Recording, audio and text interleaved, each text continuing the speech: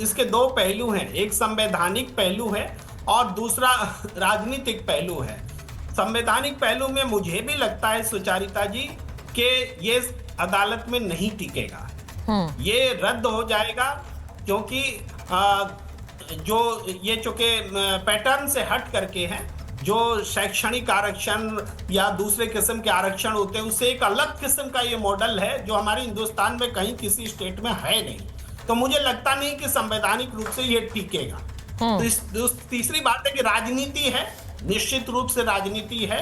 तो राजनीति है तो इसमें आपको ये भी देखना चाहिए कि आंध्र प्रदेश में जो लागू है 4% रिजर्वेशन, उससे अगर बीजेपी के लिए ये प्रश्न है कि बीजेपी कर्नाटक में इसका विरोध कर रही है तो उसको आंध्र प्रदेश में सुचरिता जी मैं इसमें जोड़ना चाहता हूं। बिल्कुल बिल्कुल आ रही हूं आपके पास। चलाएंगे तो आंध्र प्रदेश में चल रहा है 4% आरक्षण और कर्नाटक में हो रहा है तो आप विरोध कर रहे हैं। तब आप पहले तो मैं प्रेम कुमार जी, जब आपने कहा कि ये मुसलमानों के लिए नहीं है, मैं इस पर जरा तुहिन जी के पास जाऊंगी, मैं आपके पास आऊंगी। समीर जी ये इन्होंने कहा कि मुस्लिम तुष्टीकरण पर मुसलमान क्यों कहा गया। प्रेम कुमार जी मैं सिर्फ नंबर्स आपके सामने रख रही हूं, अल्पसंख्यक माइनॉरिटीज, सुन लीजिए प्रेम कुमार जी, माइनॉरिटीज अल्पसंख्यक कर्नाटक में, एक सेकेंड समीर जी, कर्नाटक में तकरीबन 13% मुसलमान माइनॉरिटीज हैं, क्रिश्चियन है तकरीबन 1.2%, जैन तो 0.7% है, सिख और बुद्धिस्ट भी उतने ही हैं। तो माइनॉरिटीज में आपको क्या लग रहा है, डोमिनेंस किसका है? ये इसलिए बताना जरूरी है क्योंकि आपने कहा कि ये मुस्लिम्स नहीं है, ये अल्पसंख्यक है। कर्नाटक में सबसे बड़ी संख्या किसकी है माइनॉरिटीज में, ये भी बता दीजिए। चलिए मैं एक बार इस पर समीर जी से रिएक्शन ले ली। समीर जी ये गलत है बताना, बीजेपी गलत प्रचार कर रही है, वो क्यों कह रही है मुसलमानों के लिए? प्रेम जी एक मिनट रुकिए, एक एक करके नहीं।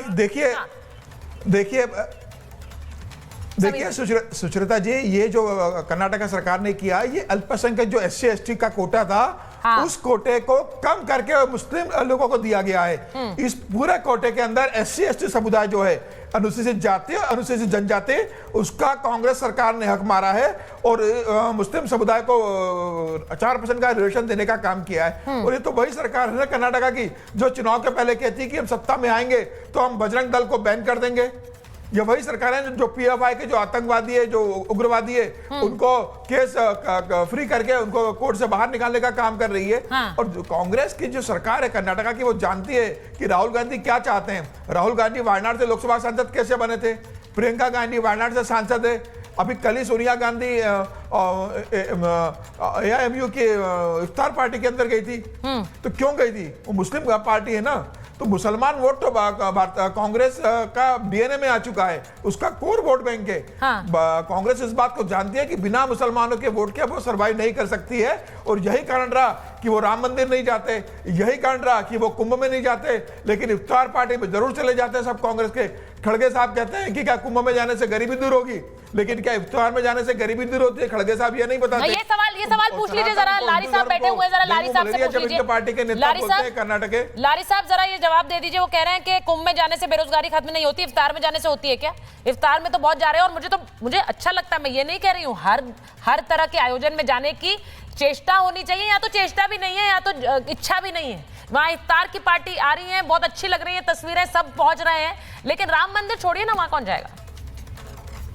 मैम मैं बहुत देर से सुना है और मैं बीच में इंटरप्ट भी नहीं किया हूँ। अभी भाई साहब जो बैठे हुए बोल रहे थे, आप भी थोड़ा सा, समीर जी भी थोड़ा सा ध्यान दीजिएगा। आपने अभी सवाल हमसे किया कि इफ्तार में जाने से क्या हो रहा है। भाई कम से कम ये हो रहा है कि अगर कोई ट्रेजेडी हो जाए तो हम ये ना कहें कि मोक्ष मिल गया। हम वहां किसी को मोक्ष दिलाने के लिए नहीं कह रहे कि कोई किसी को मोक्ष मिल गया। जैसे आपके सब वो जो है धीरेन्द्र शास्त्री जी हैं, वो जो कह रहे थे कि मोक्ष मिल गया, बहुत अच्छा हुआ मोक्ष मिल गया। दूसरी बात यह है, आप लोग हिंदू मुस्लिम तुष्टीकरण की बात कर रहे हैं, भाई अवतार पार्टी कर रहे हैं, मोदी जी भी अवतार पार्टी कर ले। मोदी जी अवतार पार्टी ना करके हिंदू तुष्टीकरण की राजनीति कर रहे हैं। आप आरक्षण की बात कर रहे हैं कि मुस्लिम आरक्षण और धर्म के आधार पर आरक्षण, क्या संविधान ने नहीं लिखा है कि अगर आप हिंदू धोबी हैं, हिंदी है तभी आपको आरक्षण मिलेगा? दिखना चाहिए था ना कि उसमें क्या नाम है कि मुस्लिम हो, चाहे जिस धर्म का हो, चाहे क्रिश्चियन हो, चाहे बौद्ध हो, चाहे जिस धर्म का हो, वो अगर बैकवर्ड होगा या शेड्यूल कास्ट होगा या शेड्यूल ट्राइब होगा, उसको आरक्षण दिया जाएगा। लेकिन नहीं, आपने तो पहले ही धर्म के आधार पे आरक्षण दे रखा है। तीसरी बात जो आप लोग कर रहे हैं वो कोई बात ही नहीं कर रहे हैं भाई। अभी वो मुस्कान रस्तोगी ने अपने हस्बैंड का कत्ल कर दिया, 15 टुकड़े कर दिया अपने पंडित उनके साथ मिलकर, अपने लवर के साथ। उस पर बहस ही नहीं हो रही। अभी वहीं पे पंडित की बजाय कोई चैनल नहीं देखते हैं ना सर, तो मैं क्या करूं? लारी साहब आप चैनल नहीं देखते हैं, चैनल पर स्टोरीज देखा करिए, सारी खबरें चल रही हैं। और मुस्कान रस्तोगी की भी पूरी खबर चल रही है सर, वहां से पूरी रिपोर्टिंग भी चल रही है। तो इस उसमें मत रहिए वहम में कि हम खबर नहीं चला रहे हैं। हर चीज जरा दिखाना जरूरी है। वहां काले जादू की भी बातें चल रही, वो भी चल रही है खबर सर। लेकिन मैं आपसे सिर्फ ये पूछ रही हूं कि ये जो तस्वीरें आई, ये मैंने फिर कहा मुझे इन तस्वीरों पे खेद नहीं है ममता जी, ये तस्वीरें हैं किसी एक जश्न की हैं, एक इफ्तार पार्टी की हैं, ये अच्छा है। लेकिन ये वही लोग हैं जो कुंभ में जाने से बेरोजगारी हटेगी क्या, तो इफ्तार में जाने से हटेगी क्या? सवाल वही आता है, ये बार बार पूछा जाएगा। मृत्यु कुंभ बोलने वाले लोग, मृत्यु कुंभ बोलने वाले लोग वहां पर जश्न मना रहे। बिल्कुल बिल्कुल बिल्कुल, बहुत बहुत धन्यवाद। देखिए ऐसा है कि ये जो तस्वीर है, इस तस्वीर से हम में से किसी को कोई परेशानी नहीं है। इफ्तार पार्टी में जाना चाहिए, लेकिन जो लोग इफ्तार पार्टी में जा रहे हैं वो महाकुंभ में क्यों नहीं जाते हैं? वो महाकुंभ के बारे में गालियां क्यों बकते हैं? वो महाकुंभ में जब एक हादसा हो जाता है तो राजनीतिक गिद्ध क्यों बन जाते हैं? वल्चर्स की तरह जो लोग इस दुनिया से चले गए एक हादसे के तहत या साजिश थी, वो आने वाला समय बताएगा, तो उनकी जानों के ऊपर अपनी राजनीति क्यों करते हैं? सोचने वाली बात है। इसलिए करते हैं क्योंकि इनको सिर्फ और सिर्फ तुष्टिकरण की राजनीति करनी है। इनको अल्पसंख्यकों का नेता बनना है। और राहुल गांधी तो ऑलरेडी डिक्लेयर कर चुके हैं कि भाई मिस्टर ओवैसी नहीं है हम मुस्लिम समाज के नेता, हम हैं, मैं हूं। इसलिए मैं हर वो काम करूंगा जो डिवाइड एंड रूल से इस देश को आगे चलाएगा, जो जिसके कारण मेरी राजनीतिक रोटियां सीखेंगी।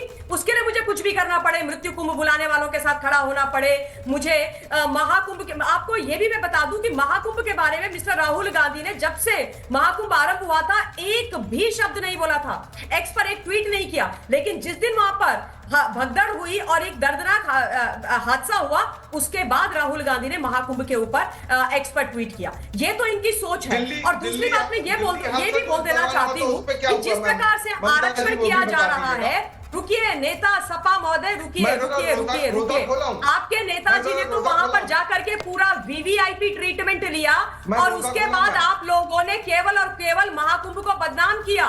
तो ऐसा है तारिक भाई, आप थोड़ा शांत रहिए, आप शांत रहिए, आप अपने नेताजी के बारे में सुन नहीं पाएंगे। देखिए ना, देखिए मैं तारिक साहब आपने पिछली बार मुझे होली पर बताया था कि देखिए मेरी बेटी होली भी खेलती है और हमने रोजा भी रखा है।